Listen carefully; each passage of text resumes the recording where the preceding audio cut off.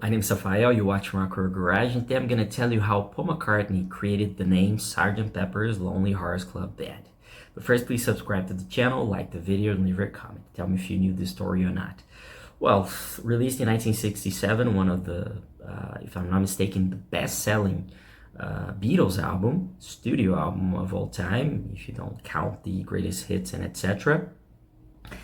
And one of the most influential albums of all time. It is credited as one of the records that really gave birth to progressive rock music alongside Pink Floyd's The Piper at the Gates of Dawn.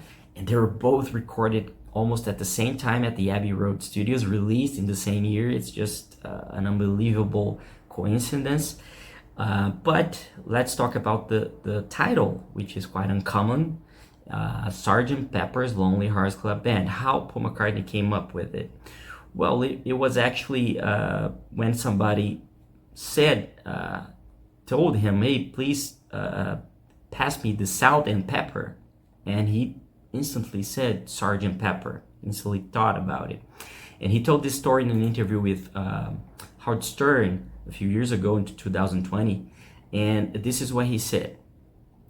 I was listening to a lot of offbeat music, crazy stuff like John Cage. I was coming on the plane with our roadie. He said, pass the salt and pepper. And I thought he said Sgt. Pepper. The whole concept was for us to pretend to be someone else, so that's why the uniforms. It was just a way to remove ourselves from just being Beatles and not be fed up with being musicians. It allowed us to do crazier things that we might otherwise have done. It wasn't me.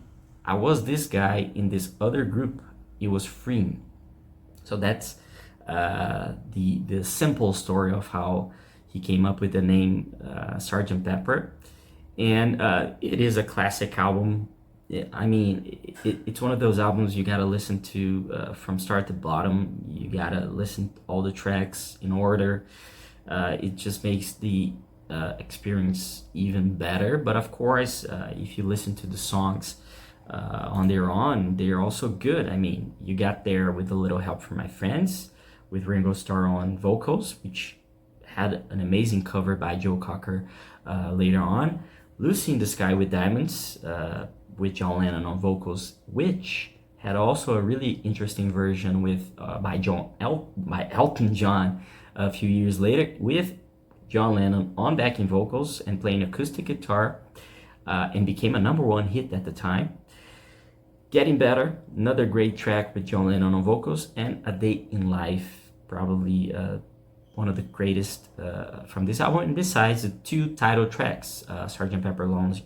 Pepper's Lonely Hearts Club Band and Sgt. Pepper's Lonely Hearts Club Band Reprise. And Paul McCartney plays some songs from this album live, and including the title tracks. He usually features them on his during his shows, and this album was really successful. It peaked at #1 in several countries, and some of them were Australia, Canada, Finland, Norway, Sweden, United Kingdom, and United States. The Beatles' 8th studio, this album was, and it sold an estimated amount of more than 32 million copies worldwide. I mean, that's a lot.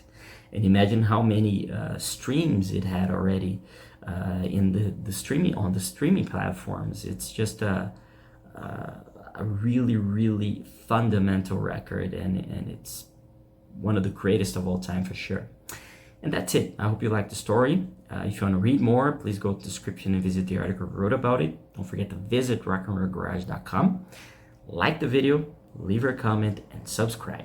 Thank you for watching, and I see you later.